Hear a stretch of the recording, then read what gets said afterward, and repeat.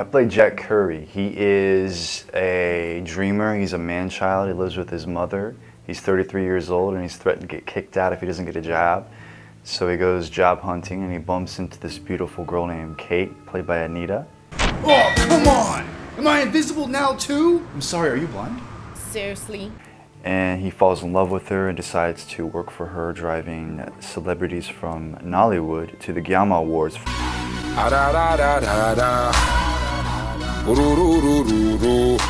I auditioned for a commercial for a Baudet that he was going to produce, which we haven't filmed yet. And he met me, and we sat there and talked for 2 hours at the meeting. And he said he wanted to do something with one of his friends, Moses, and he was going to be in town in October for the Gyama Awards, and he showed me what it was, and I was really impressed, and he talked really passionately about it. And he says, I don't want to just give awards to movies, I want to make a movie. And we didn't know what it was going to be, so he said, I'll call you in about 2 weeks, we'll do a movie together. And people say that all the time. You know, people talk a lot. I didn't know how serious he was. You know, I'm like, okay, yeah, we'll do a movie, yeah. So 2 weeks later, he had a script with 112 scenes in it. And I was like, oh, he's serious, okay, so. And it was hilarious. Like, it was one of the best scripts I've read as far as a comedy goes, because it wasn't just funny. It was like, there's friendship in there, there's a love story, there's action. And I had seen the trailer for Stalker that Moses directed, and I was really impressed with that. And I've worked with a lot of people in Houston, about 90% of the people that make movies in Houston, and that looked probably better than most of their movies, you know. No, I mean, with all due respect, it just looked cinematic, you know, like it was Universal. So I was like, okay, I would love to work with Moses, you know. And this character is just insane. Like, he's almost like a mix between Travis from Taxi Driver meets like Jim Carrey. Yeah, Jim Carrey, Bill Murray. What, like, it's just a parody, you know, it's a parody of different makers. Of drivers. And there's this whole Uber world of drivers that drive celebrities from all over around. And I think within the first day he'd probably be fired, which is what made it so funny, you know, because he does go to jail and he, you know, gets in trouble with his boss. But when I first walked on set, I didn't know what to expect, because we had a read-through, and I didn't know, I've never made a movie like this before. You know, I've been in features, I've been in shorts, I've been all kinds of characters, but I've never made a movie where it felt like we were doing, it was very like avant-garde, because 90% of this movie is real. We really were chased by a cop. We really did go to a hospital. We went to a jail. I really did eat spicy food, and it's an experience I'll never forget. And the one thing I love about it is it's a universal market. Like, I don't just want to make movies for Houston or for America. I want to be able to make movies around the world. So I would love to be a part of the Nollywood culture.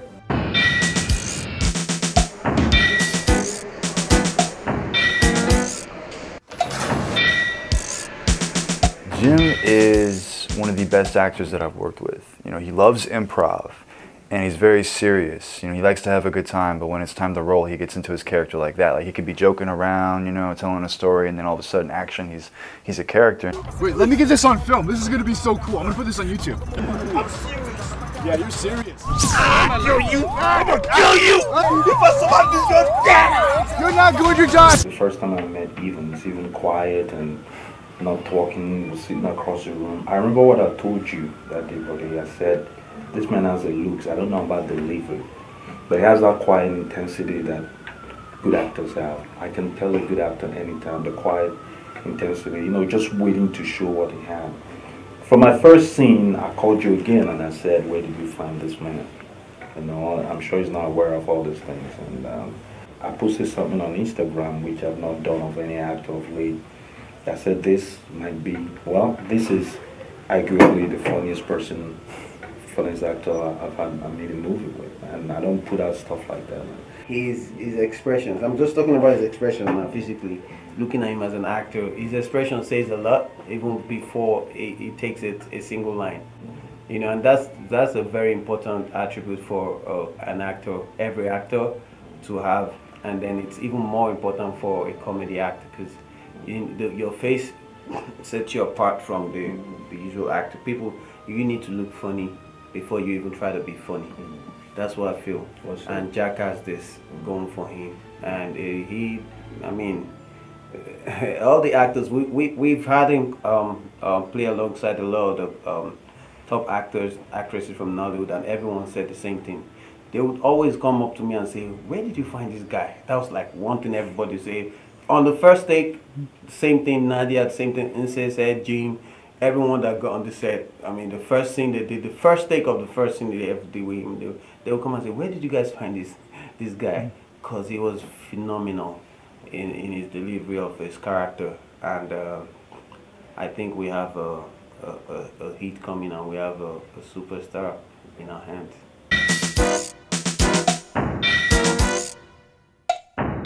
You actually called a taxi? Yes. Is this 1990? And I was actually born in the States. What state? Edo State. Trust me, it's going to shock a lot of people. I can imagine the resonating laughter in theaters across the world, and I'm just excited as we go to the next phase of this process. Loved working with Nadia. You know, once again, she played herself like so many actors in this film, but every actor that played themselves became a character like Jim did. You know, it's a version of who they are, not really. And she was a trooper, you know. She was willing to, you know, make fun of herself, and there was a lot of humbleness to her. You know, it's a very key scene in the film. AY was awesome too, you know, there's a lot of confidence in that scene, you know. What I remember about AY's scene, you know, he's very hilarious, you know, he's hilarious, and he kept giving me money that was prop money, which was real $100 bills, and I remember I would forget to give it back to him, and he's like, "Make sure I get that back," you know. So yeah, and he's great. I would love to work with him again, everybody again. I hope, you know, it was an honor. She's been known to be the Meryl Streep of Nollywood, and she loved that. You know, Oh yeah, she loves that. She loves that. Now we know. need to make fun of some Yeah. people. That's what part of it. Well, we showed up. Oh, she loved Yeah. the Meryl. It was that. It Meryl was, Streep. that scene was so random because my character's supposed to be late, and we really were late to get her, you know, to film that scene. So she was. As soon as I get out of the car, she's in character. She never broke character until we said cut. Off we went to the airport to do Inse. I got there first with the camera all set up, and we were waiting for Jack. And so when Jack arrived, I told Jack already as he was approaching, "Jack, you arrive, it's action. As you arrive the airport, I'm set up with the camera to shoot, it's action." So Jack and Inse never ever met until they met to do the scene, and there was not even a dry rehearsal take. It was straight into the scene. So Jack arrives at the airport to pick Inse. Inse is standing there above the camera set up, and that's it. We go straight to the scene, and it was magical the way these two people connected and just played the role like they've rehearsed it for the longest. Like they just started talking. I'm like, what? It was so beautiful, and I think we should contact the Guinness Book of Records for that, and have them document that moment. What?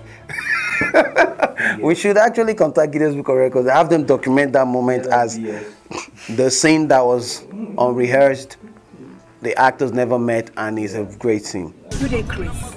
Wait till make you keep me forever. You actually called a taxi? Yes. Is this 1995 or No, what? that's what we call them in London, taxis or cabs. You're from London? No, I'm Nigerian. Yeah, Inse team is a great actor, and she also has the same question like, "Who's this guy?" After the first take, she came on like, "Who's this?" I'd like to do a longer, a bigger film with him, and yeah. So it's all we have. You guys should you have something big, something hilarious, something funny, something you all will love to see coming. It's called American Driver. It's a one-of-a-kind storyline. It's never been done ever anywhere. It's pretty much looks like a reality show. Yeah, it looks, yes, right? it does. Yeah, I mean, it's more like a scripted reality show. Yeah, it's like but I mean, but then it's not because it's a movie. But you have people playing themselves and acting all real and not what have you. The events are real. I mean, in terms of the award show. Award show is 100% real. It's called the Guiama, and the story behind it is this driver is employed to pick up all the celebrity Guiama. You know, Moses, he comes with a huge track record, you know, and this movie's nothing like Stalker. And it was interesting to watch him go from a serious film to a comedy, and he got it instantly. Like, he was totally generous about improving, and if he didn't like anything that I said, he would just tell me not to say it. Like, and he would let me say a lot of it, and he had specific things he wanted, and it became almost like we were like musicians just working with each other, you know, like, this is funny. And because comedy really is about timing and chemistry. Like, everyone thinks, oh, you just walk up there, you're funny. Like, there's so much science to it, and Moses understood that. He understood where I was coming from, and I'd love to work with him again. Probably one of the hardest days of this project was when we were robbed. And it's not good on any day, but we had a great film day that day. You know, we had a scene that we were filming with Nadia and my friend Michael Tula, and it was an added scene, but we felt good about it. We were going to come back the next day and finish it, and they were all happy. I'd never seen them so happy. And when they called me and said that they were robbed, it was just heartbreaking, because, you know, they didn't just steal from one person, they stole from all of us. You know, they stole from Cedric, from Moses, from Baudet, and from Jim and me, because, you know, everyone who's put work into this film they stole from.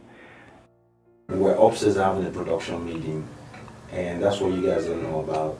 And robbers broke into one of our production cars and took all the equipment we had. Yeah. All the equipment worth almost $150,000.